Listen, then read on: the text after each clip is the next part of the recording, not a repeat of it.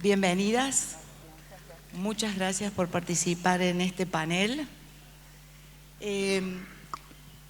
Bueno, es tanto lo que se ha hablado. Estamos en la Unión Industrial de Córdoba. Sabemos que el universo, una constante es el cambio, pero no es el cambio, sino está en permanente transformación. Y no solo eso, sino en una lucha constante entre lo actual y lo futuro. O sea, lo permanente es esa transformación de lucha constante. Estamos en los albores de la cuarta revolución industrial desde principios de este siglo. Esta revolución industrial que se basa en la internet móvil, en los sensores cada vez más chicos, más potentes, más baratos, la inteligencia artificial, el aprendizaje de la máquina, y todo el desarrollo tecnológico es uno de los pilares de las economías del mundo. Y a mayor investigación, desarrollo tecnológico, científico, a mayor inversión en ellos, mayor crecimiento de los países y de las economías. Sabemos que toda esta transformación va a llevar a miles o millones de puestos de trabajo en el mundo, pero esos puestos de trabajo van a ser para las personas que estén capacitadas y estén preparadas. Entonces, ese es el gran desafío de los estados y de las empresas, poder preparar a las fuerzas laborales del futuro y poder acompañar a las actuales a avanzar hacia este nuevo desarrollo. Entonces, la pregunta es para cada una de ustedes, en sus roles, cómo estamos abordando y cómo acompañamos esta cuarta revolución industrial en las empresas con Caro, en las organizaciones también con Caro, con Belén, en la parte educativa y en la parte política y en la parte del Estado. Así que, Caro. Bueno, arranco yo. Gracias, Isabel. Gracias a la Unión Industrial de Córdoba por invitarme a participar de este coloquio, que me trae siempre muy lindos recuerdos, porque mi inicio en la gremial empresaria se hizo de la mano del Departamento de la Unión Industrial Joven de Córdoba, bueno, de la UIA, pero éramos un grupo, fuimos siempre muy unidos desde entonces, y de hecho hallar los frutos de todo ese crecimiento se dieron cita en este lugar, en donde hubieron como 500 empresarios jóvenes, hay más de 70 jóvenes de 14 provincias que vinieron para este evento, y una de mis primeras alocuciones públicas fue acá, gracias a la invitación de los cordobeses, y uno va haciéndose en esto de hablar porque no surge natural, así que estoy siempre muy agradecida por esas posibilidades de expresarme, y esta es una de ellas. Isabel hablaba del cambio estructural, y yo quería reflexionar a partir de una anécdota, que es una anécdota personal, pero que me permite extrapolarlo a cosas que tenemos que debatir nosotros los industriales. La empresa de la cual yo participo activamente, que es una empresa familiar, si uno la mira hace 2 décadas, era una empresa que tenía stocks de 30 días, medía la producción en puntos porcentuales, tenía muy baja productividad en las líneas de estampado y de soldadura. 2 décadas después, nuestro stock en una planta es menor a 2 días, en otra es menor a 1 día. La calidad la medimos, como muchos de ustedes, en rechazos de partes por millón entregada y no más en porcentual. Y las líneas, tanto de estampado como de soldadura, tuvieron un fuerte incremento en productividad. En estampado pasamos de 400 golpes por hora a 700, y en soldadura de tener 6 robots, un 38% de automatización, a casi 50 robots, 49 para ser exacta, un 95% de automatización. Y esta anécdota me permite contarles lo siguiente, porque lo importante no es esta historia de esta empresa y estos cambios, sino cómo se hicieron esos cambios. Y esos cambios tuvieron que ver con una multiplicidad de actores, porque mi empresa no sería lo que es hoy si nosotros no hubiésemos tenido el apoyo de una empresa grande, multinacional, que transfirió know-how y tecnología, si no hubiéramos tenido un Estado que en su momento nos dio los créditos que necesitábamos para adquirir esa tecnología, si no hubiéramos tenido un sindicato, o si hubiéramos tenido un sindicato que se opusiera a una forma de organización distinta a la que teníamos, porque hubo que cambiar todo, la forma de gestión, y si no había un grupo empresario detrás que definiera que cada peso que se ganaba se reinvertía en tecnología y en cambios de gestión. ¿Y por qué menciono esta anécdota? Porque el cambio estructural que necesita la Argentina en la transformación productiva que cada una de las empresas tiene que hacer, y yo sé que muchísimos de ustedes han transitado ese camino, es un camino que requiere de la articulación público-privada y la articulación con muchos actores. En el mundo, y se decía en los discursos de inicio de la apertura de este coloquio, el mundo no debate industria sí, industria no. Adopta planes de Estado a favor del desarrollo industrial. Si no lo leyeron todavía, los invito a mirar el manifiesto francés-alemán de principios de este año, creo que fue en febrero que salió, que es hermoso. Como industriales argentinos, yo creo que el que lo lea le va a dar como envidia de leer a estos estados hablando concretamente de cómo hacer para no perder terreno en términos de capacidades industriales. Vemos países tan disímiles como India y Alemania y todos tienen planes de industria 4.0, ¿no? Desde el Estado. Conocemos regiones del mundo que se plantean metas, objetivos concretos de porcentaje de la industria en el Producto Bruto, de porcentaje de inversión en I+D, por mencionar solo uno, el País Vasco, pero hay un montón de otros. Bueno, me parece que un poco nuestro rol como industriales es estar listos para dar esos debates que lamentablemente la Argentina todavía no terminó de cuajar, de plasmar un consenso a favor de estas políticas de Estado, porque las trayectorias individuales de las empresas, lo que cada uno de nosotros puede hacer al interior y puertas adentro, siempre decimos la industria es productiva puertas adentro y se le complica la competitividad una vez que salimos, ¿no? Bueno, entonces podemos hacer mucho nosotros, pero no vamos a poder hacerlo todo. Hay una parte que requiere esa articulación público-privada. Y para terminar, y para no ver el vaso medio vacío y verlo medio lleno, a pesar de la volatilidad, a pesar de tener convenios laborales de la década del 70, a pesar de tener una estructura tributaria que está por las nubes, a pesar de tener nulo o escaso financiamiento, a pesar de no tener incentivos sectoriales, y así puedo seguir, a pesar de todo eso, la Argentina sigue teniendo capacidad industrial. El punto es por cuánto tiempo. Yo siento que no hay más tiempo que perder.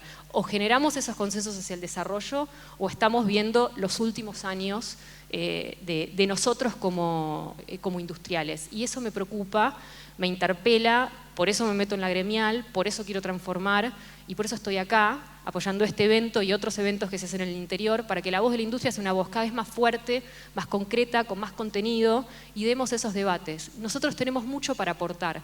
La política tiene lo suyo, ¿no? La política tiene lo suyo. Me gustaron mucho las palabras de Uribarren hoy, interpelando a la política para lograr el acuerdo que básicamente es una concertación social, ¿no? Absolutamente tomo esas palabras, me parecieron magníficas. Nosotros como industriales estemos listos para dar ese debate desde la mirada de la microeconomía, desde nuestra realidad, y ahí hay un montón para aportar. Y estoy para eso, ¿no? Así que... Gracias, Caro.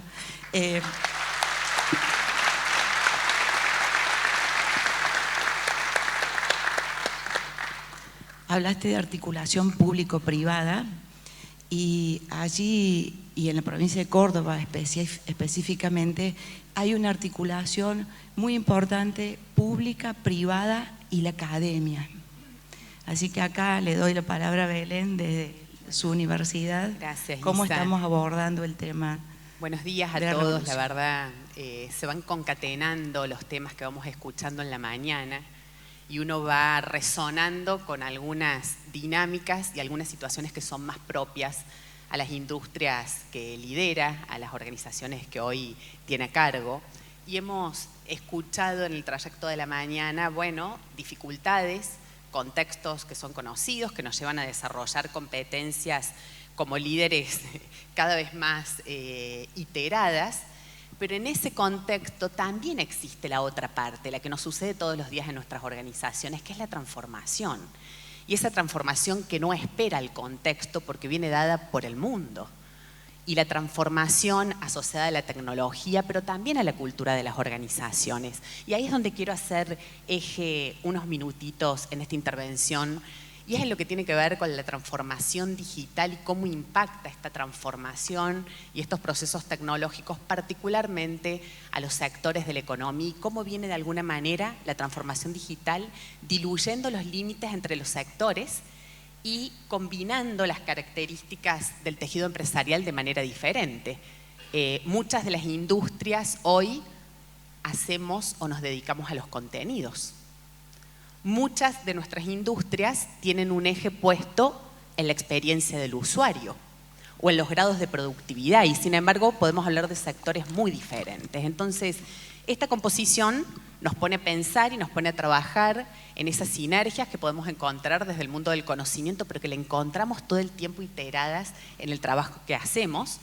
Y por otro lado, nos lleva también a mirarnos como líderes, y yo creo que este es uno de los puntos para mí más centrales respecto de las transformaciones. ¿Cuándo se da una transformación? Cuando hay un líder que acompaña, que tiene una visión, que comparte un propósito común y lleva a una comunidad a dar un salto que es transformacional y que es evolutivo. Ahora, para dar esos saltos hay muchas cosas que tenemos que mirar adentro de nuestras organizaciones.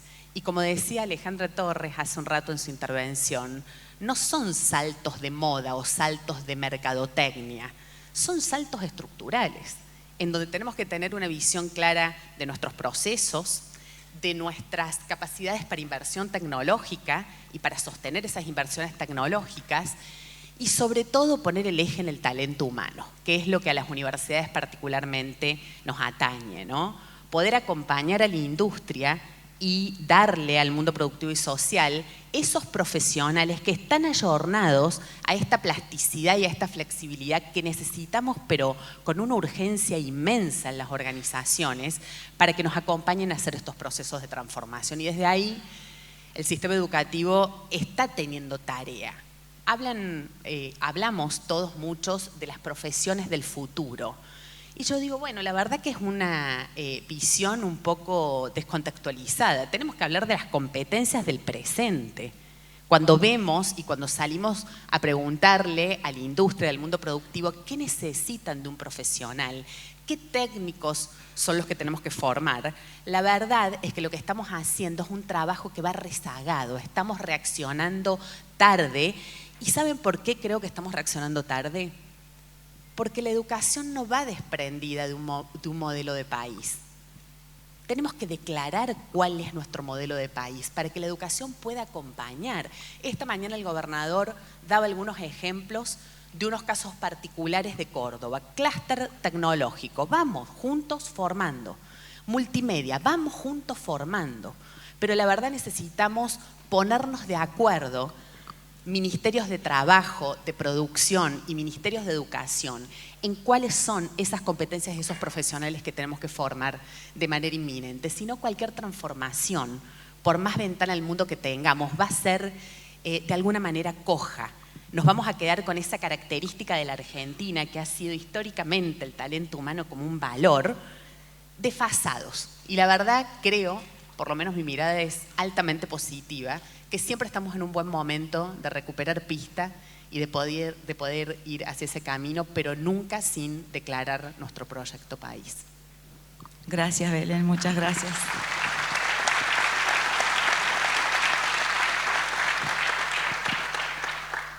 Desde el lado del Estado, desde el lado del gobierno, de todo lo que estamos hablando, ¿tienen un plan? Yo quiero retomar lo que dijeron acá mis amigas. Primero quiero agradecer, por supuesto, la invitación y felicitar a la UIC por este panel, que más allá de quienes integramos el panel, habla a las claras de la necesidad, en este caso que Córdoba y la sociedad toda, pueda escuchar la opinión de las mujeres. Las mujeres tenemos una mirada diferente para todas las cosas. Y entonces me parece que en una provincia como esta, que ha dado claras muestras de no solamente del avance tecnológico, y por eso quería retomar lo que dijeron las chicas acá, sino de esto de poder sentarse en torno a una misma mesa ante un diálogo profundo, saber escuchar al que piensa distinto. Me parece que hoy en este ámbito tan importante de la industria de Córdoba, poder opinar, poder tener una mirada sobre eso es muy buena. Y paso el otro aviso también, de que la verdad que después de haberlo escuchado al licenciado Menconian, me siento mucho más descontracturada en lo que hace a las formas. Bueno, yo quiero retomar lo que decían recién, en que Córdoba en realidad se planteó desde el minuto 1, y ayer lo recordaba el rector de la universidad, Hugo Yuri, se planteó allí por el año 2001-2002, donde también nos golpeaba una crisis muy profunda, creo que más severa que esta. Se planteó la necesidad de construir, de determinar un plan estratégico. En esto de las nuevas tecnologías, del avance de las tecnologías, del avance de la producción ante las nuevas tecnologías, de los nuevos productos, de la calidad de nuevos productos, de la posibilidad o de la generación de nuevos empleos, y por qué no decirlo también de la desaparición de otros empleos que también genera todo este mundo de oportunidades ante las nuevas tecnologías. Y en eso Córdoba, yo diría que fue una de las provincias donde se planteó muy fuertemente este plan estratégico. Primero quiero señalar eso, que se planteó un plan estratégico, se determinó un plan estratégico, no medidas dispersas que pudieran dar respuesta a una situación coyuntural. Y en ese plan estratégico fue fundamental, primero, esa alianza estratégica que fueron el Estado, el sector académico y el sector privado. De ahí Córdoba da el siguiente paso a partir de esa red de contención, que fue el determinar la industria del software, es decir, el software como industria. Y entonces, a partir de ahí se conforma el ya conocido clúster tecnológico, que hoy integran 300 industrias. Pero fíjense que les estoy hablando del año 2001-2002, ¿no? Y ayer recordaba el rector Yuri, cuando en oportunidad de que se lanzó el programa CLIP, que es un programa de capacitación que muchos de ustedes conocen, porque hay empresas que ya están participando, que es el programa de capacitación para la inclusión laboral de jóvenes en las empresas, en los propios escenarios de la empresa, donde se cofinancia con el Estado y la propia empresa para que esos jóvenes que van a realizar su capacitación y se van a formar queden en la planta de esas empresas. Fíjense qué interesante este programa, ¿no? Porque a su vez tiene una parte de esos empleados que son los que ya están trabajando en esas empresas, eso se permite que con esa nueva formación puedan reciclar los puestos operativos y puedan ingresar otros jóvenes a esos puestos. Pero les hacía mención de esto porque decía el rector que esto de la conformación de este plan estratégico, de comenzar con el clúster, después de señalar la industria del software, quiero recordar que Córdoba ha sido comparada con el Silicon Valley en América Latina, y luego, estamos hablando del 2002 y 2001. Decía el rector, piensen ustedes que recién en el 2017 y 2018 aparece el WhatsApp y aparece otras instancias en la informática y en la comunicación. Entonces hemos sido pioneros y eso ha sido posible por esa estrategia de las universidades que forman, del sector privado y del Estado, que es el que tiene que ser en este caso el pivote central para la promoción ¿no? de esta industria. Y una industria que hoy está reclamando, lo decía ayer el presidente del clúster en Córdoba, tiene un déficit de puestos de trabajo en esa industria de 3.000 personas solamente en Córdoba. En California y en Europa estamos hablando de un déficit de puestos de trabajo de 1 millón o más de 1 millón de puestos. Entonces creo que, como bien decía Belén, no es futuro, es ahora, es el ya. Se supone que todos estos chicos que están en la escuela primaria van a tener puestos o van a trabajar en actividad y en puestos que todavía no han sido creados. Y para eso Córdoba ya está preparada. Luego de eso vino la fibra óptica y vinieron una serie de políticas consensuadas con el sector privado y con el apuntalamiento de las universidades de Córdoba, que creo que ha hecho de Córdoba en esto algo diferente. Y en eso, por supuesto, estamos trabajando también en esto que también decían las chicas que hacía mención Belén, y es en el liderazgo. A todo eso, que me imagino que será el próximo tema, hay que sumarle también este trabajo conjunto de las empresas, de las universidades y del propio Estado, promoviendo la inclusión de las mujeres en la empresa. Así que, bueno, me parece que eso es lo que Córdoba ya hace mucho que viene trabajando y que permanentemente viene ampliando de la mano y consolidando esta alianza que más que estrategia le da un sello distintivo y, por qué no decirlo, hace a la identidad industrial que tiene Córdoba. Gracias, Alejandra.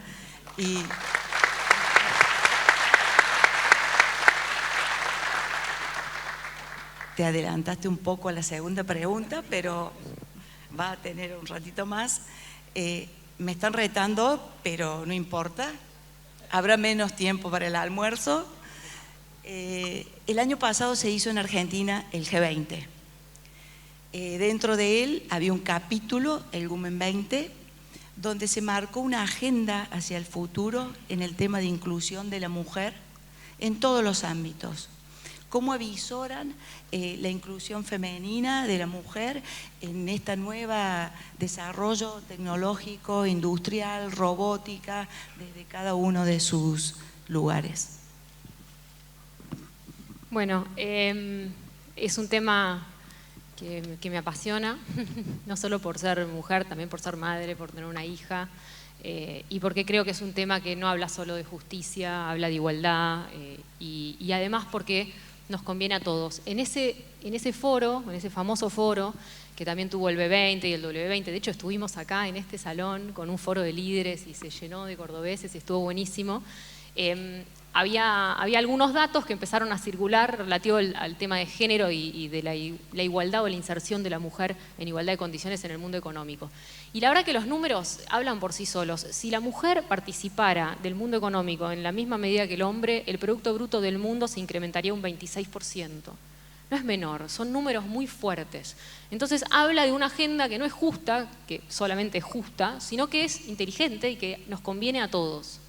Pero las brechas son enormes para llegar a esto. Sabemos que la brecha en términos de igualdad económica, según la UEF, podría llegar a tardar 200 años en saldarse si es que no hacemos nada, si dejamos el statu quo, si nadie hace nada radical, no se piensa en nueva legislación, las empresas no cambian, los gobiernos no cambian, vamos a tardar 200 años. Este comentario lo hice la semana pasada en San Juan y los que estuvieron ahí, permítanme que lo vuelva a hacer acá. Yo no puedo no hablar de género sin primero hablar de la brecha de la vida. En la Argentina murieron 223 mujeres por femicidios en lo que va del año, y esto es algo de lo que hay que hablar siempre que se hable de género, porque la primera brecha es esa, y después viene la económica y que nos importa un montón, y sobre todo nosotros que somos el sector privado. Nuestro sector no está bien en términos de participación. Si miramos los distintos sectores de actividad, el comercial tiene mitad y mitad. Pero nosotros, de cada 10 empleos que damos en la industria, casi 8 son de hombres. Entonces, en nuestro sector en particular, esta brecha es muy acuciante y tenemos que empezar a pensar desde nuestra mirada, como empresarios y empresarias industriales, qué vamos a hacer para avanzar en esta agenda. Otra vez, como dije en la pregunta anterior, hay un montón de ejemplos individuales que están buenísimos. Yo sé que hay un montón de empresas que se proponen metas en términos de una mayor participación de la mujer, que planean una carrera y cómo hacen para que esas mujeres puedan tener una carrera y crecer en posiciones jerárquicas. Y toda esa agenda está muy bien y tiene que ser multiplicada y masificada. Pero otra vez, igual que cuando hablé de desarrollo industrial, en esta agenda de género, si no hay articulación con la política, es imposible, porque para masificarlo se necesita legislación y se necesitan herramientas que las provee la política pública. Y ahí podemos hablar de un montón de cosas y algunas que nos competen muy en particular. Las mujeres no se meten en las carreras, y vos vas a poder hablar mucho más de eso, en las carreras duras. En términos generales, en el promedio, en el sistema universitario, somos mayoría, el 60% de los egresados son mujeres, pero cuando vas a las carreras más técnicas, que son las que necesitamos nosotros como fuerza laboral, estamos abajo un 30%, no sé si son esos los números, podrás decirlo mejor vos. Pero bueno, tenemos un tema ahí con las carreras. Pero antes de eso están los sesgos, ¿no? Los sesgos ocupacionales. Cuando nosotros buscábamos mujeres para nuestra planta de Zárate, para tener operarias en el piso de planta por primera vez en 60 años de industria, tuvimos que publicar avisos que específicamente pidieran mujeres, porque los primeros avisos que publicábamos no llegaba ninguna mujer, porque los sesgos a veces incluso son los propios, los que una tiene como mujer, de qué puedo y qué no puedo hacer. Entonces ahí también hay una agenda. Por supuesto está el tema del cuidado de los niños, el tema de la extensión de las jornadas escolares, bueno, y no me voy a detener porque era más largo, pero Isabel, vamos a hacer honor a que estamos con los tiempos medio cortos. Pero yo creo que como mensaje que quisiera dejar a este auditorio es, nosotros tenemos, igual que tenemos con el desarrollo industrial, que tener conciencia de que nosotros podemos hacer una contribución en esta agenda de género. La podemos hacer en las decisiones que tomamos todos los días, porque todos ustedes deciden todo el tiempo a quién contratan, qué desarrollo de carrera hacen y demás. Y los dejo con esto que a mí me gusta mucho decirlo, que es que acá se reconocen seguramente muchos como empresarios y como empresarias, pero también se deben de reconocer como industriales, ¿no? O sea, somos industriales. Según la RAE, esa palabra no tiene género, o mejor dicho, es femenina y es masculina, y por eso me gusta mucho. Soy industrial, sos industrial, somos todos industriales, incorporemos más mujeres, hagamos de nuestro lugar lo que podamos hacer por esta agenda. Gracias.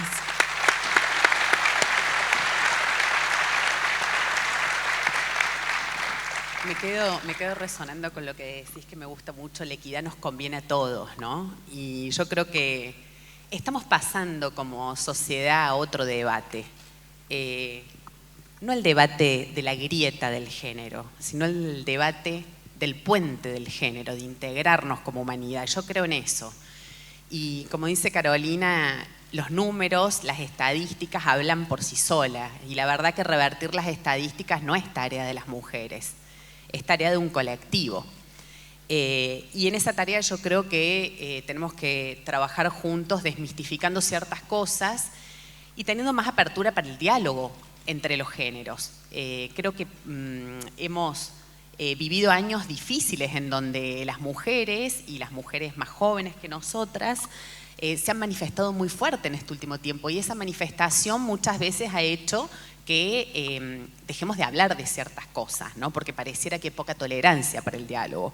Pero hablando de cuestiones puntuales de género, podemos hablar de las mujeres y de los hombres universitarios. Existe una mayoría de mujeres que se gradúan en las universidades públicas y privadas de la Argentina. El 56% de los graduados de universidades son las mujeres. Ahora, ¿qué pasa después de graduadas con esa inserción laboral? Esa inserción tiene que ver con la familia y con el equilibrio de la vida privada y la vida profesional. Tiene que ver con los juicios y los conceptos con los que uno es criado y tiene que ver con la cultura, tiene que ver con las competencias y posiblemente tenga que ver con todo eso. Pero escuchen este dato de una investigación que hicimos en nuestro observatorio de tendencias. Hicimos una investigación en toda la Argentina preguntándoles a aquellas personas que trabajaban en relación de dependencia cuáles eran los rasgos que distinguían de sus líderes hombres y de sus líderes mujeres.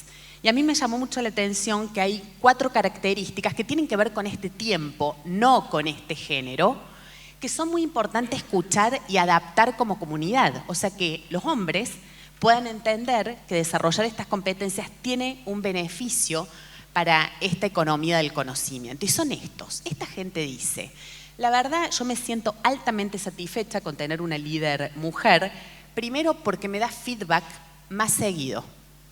¿Qué significa eso? Me dice cómo estoy llevando a cabo mi tarea de manera corriente y yo puedo corregir mi actividad. La segunda importante es, la meta es clara. La meta es clara la meta es la que tiene que ser, no es tan ambiciosa como inalcanzable, y por otro lado monitoreo la meta. Bueno, tengo meta, tengo feedback. Otra cosa que trae la investigación es, hay reconocimiento. Las mujeres en posiciones de liderazgo se ocupan de reconocer a quienes tienen logros o de acompañar a quienes no tienen logros. Y por último, hay una faceta de creatividad que los empleados valoran de este rasgo, que lo trae el liderazgo femenino, pero que es un rasgo humano. Muchos de los varones que están acá en esta sala, con los cuales trabajo, interactúo, son creativos, son buenísimos para dar feedback, tienen la meta súper clara y saben reconocer. ¿Por qué traigo esto? Porque esto es lo que nos va a integrar, entender que las características particulares de hombres y mujeres complementarias y tomándolas como un espejo de conocimiento de cómo liderar organizaciones y cómo ir en este mundo hacia estadios de evolución puede ser mucho más positivo que seguir dividiéndonos en un panel solo las mujeres y en otro panel solo los hombres.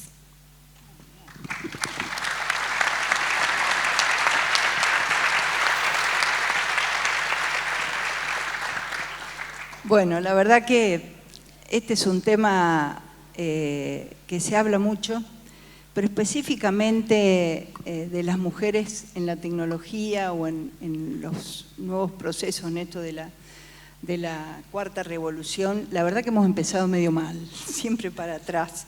Hablábamos con Belén hace un rato que la proporción en las carreras tecnológicas de las mujeres con respecto a los varones es 2 mujeres en proporción a 8 de los varones.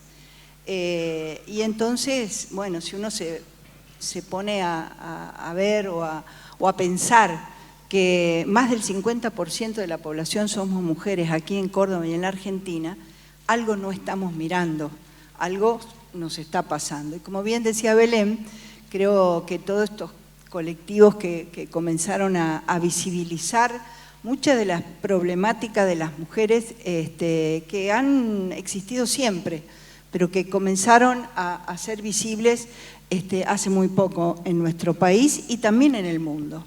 Y creo que eso ha hecho que nos preguntemos todo esto, ¿no? De ver, a mí me preocupa sobremanera que hoy en las carreras tecnológicas aparezca esta desproporción tan fuerte, que siga habiendo, como decía Carolina, una brecha muy importante en el ámbito laboral, no solamente porque las mujeres en el ámbito laboral ganan menos que los varones, sino porque se da una serie de condiciones, creo yo, por el solo hecho de ser mujer y porque, como todos sabemos, ahí también hay un gran componente cultural. Creo que nos debemos como sociedad un gran debate para que vayamos tomando la decisión por ahí de deconstruir y comenzar a construir nuevos parámetros. Hoy los estereotipos en las mujeres están muy marcados y en eso me parece que el rol del Estado debe ser primordial. La política no puede estar separada de esta importancia que se le debe dar a ir regenerando las pautas de la convivencia, pautas culturales.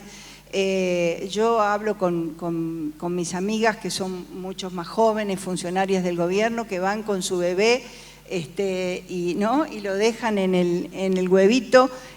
Acá Laura me acompaña mientras hace sus funciones. Y siempre hemos hablado mucho con el gobernador sobre esto de la capacidad de las mujeres, todo lo que las mujeres permanentemente tenemos que demostrar para poder estar en los lugares de decisión.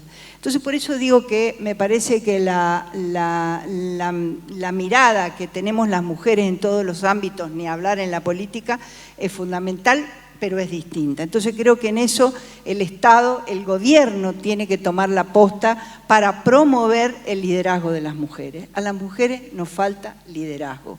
Y fíjense ustedes, en estos nuevos tiempos han aparecido, muchos de ustedes lo deben saber, lo deben conocer, las famosas first movers, que son aquellas empresas que se denominan las que mueven primero, que son las que promocionan a las mujeres en los altos cargos de la actividad privada, y que según dicen suman rentabilidad y ayudan a capitalizar a las empresas. De 3.600 empresas, con gran alegría leía que un 12% de esas 3.600 empresas ya tienen las mujeres trabajando en este tipo de impulso y de programas que las promocionan en el sector privado.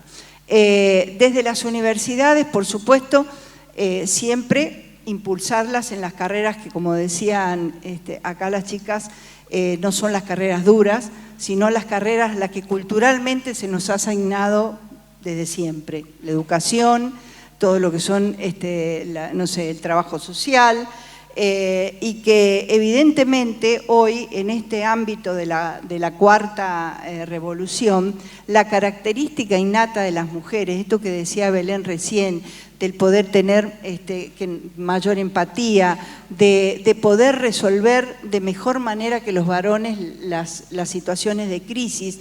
Todo esta nueva situación que se da a partir del avance tecnológico y de esta cuarta revolución y de todas las que han venido antes, hace que la mujer hoy pueda ser protagonista realmente. Se habla también del famoso bono demográfico, donde dice que la Argentina tiene la chance hasta el 2023 de tener la generación activa de varones y mujeres en mayor medida que lo que son los niños y los ancianos, con lo cual tenemos esa posibilidad impresionante de poder de contar con este famoso bono demográfico. Entonces hay que sumar a las mujeres en la producción.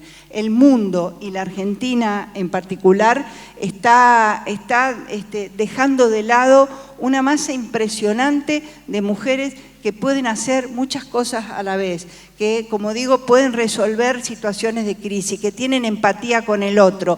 Hoy en el mundo, en el sector privado y en todo lo que se quiera llevar adelante para la producción, es muy importante esa característica fundamental que tenemos las mujeres y que no la tienen los varones.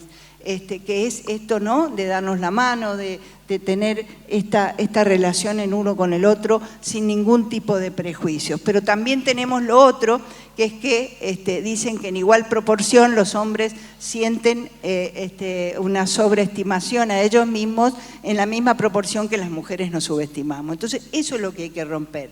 Insisto con esto, creo que el gobierno, el Estado, debe ser la punta de lanza para promover, no solamente en el mensaje, sino en políticas activas. Y con esto termino. El ejemplo de todo eso ha sido los programas como tiene Córdoba, que el FEM, que es el foro virtual para la promoción de las mujeres en los emprendimientos, en la economía y en la industria, pero en esto de poder conciliar entre lo público y lo privado, los programas para incluirlas las mujeres en la capacitación, en la formación y resolverles algo que los varones lo tienen resuelto y que cómo concilian el trabajo fuera de la casa con las responsabilidades de la familia, que hace muchos siglos que las mujeres somos las que, diría yo, las únicas que lo tenemos y que seguramente van a pasar muchos años para que comencemos al menos a compartirlo. Las mujeres somos una fuerza productiva y tenemos y producimos y somos parte de esta... ustedes saben que yo vivo con un economista que se pasó toda su vida haciéndose números. Yo le digo, ese trabajo que las mujeres realizamos, que no es la economía del cuidado, porque la economía del cuidado no es algo que viene una empresa y te lo hace, es una persona, es una mujer que hace eso en la casa. Eso que hacen las mujeres, que no tienen horario, ¿no? Y que las mujeres que realizan alguna actividad fuera de la casa, estudien, se capaciten o trabajen, tienen que volver a casa a hacer eso. Eso hace que por ahí no puedan capacitarse de la misma manera, no puedan ser competitivas. Entonces también el Estado tiene que resolver y las empresas tienen que saber resolver esto de, ¿no?, qué van a hacer las mujeres con los chicos, lo que decíamos recién, cómo hacer para llegar a casa, los horarios de las actividades, la política, lo empezamos a aprender, creo que la actividad privada ya hace rato que en eso lo hacen muy bien. Yo creo que no hay posibilidad de progreso si en la Argentina hay la mitad de esa población está en desventaja con respecto a la otra. Así que simplemente en Córdoba creo que se ha hecho bastante, seguimos haciéndolo y me parece que es central que tanto en el ámbito público y en el ámbito privado, de la mano de la formación, de los ámbitos académicos, podamos formar líderes, mujeres, que hace falta para que a lo que les interesa a los empresarios, a lo que le interesa al sector privado, que es la capitalización, que es poder ser rentables y redituables todo lo que se hace, las mujeres venimos para hacerlo. Gracias. Gracias. Como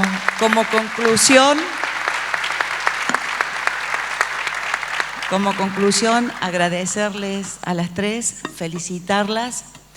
Y tomé alguna nota para liderar procesos de transformación. Algunas palabras, algunas acciones son productividad, robótica, articulación público-privada, participación, inversión en I+D+I, integrar líderes, talento humano, ponernos de acuerdo, plan estratégico, alianza estratégica, generación de nuevos empleos, jóvenes en las empresas, academia, Estado, empresas juntas. Es ahora, es ya. Mujer, inclusión, liderazgo, avanzar, rol del Estado y tolerancia. Todas estas acciones no son necesarias para el progreso y para el futuro en esta nueva revolución industrial. Son inevitables. Muchas gracias.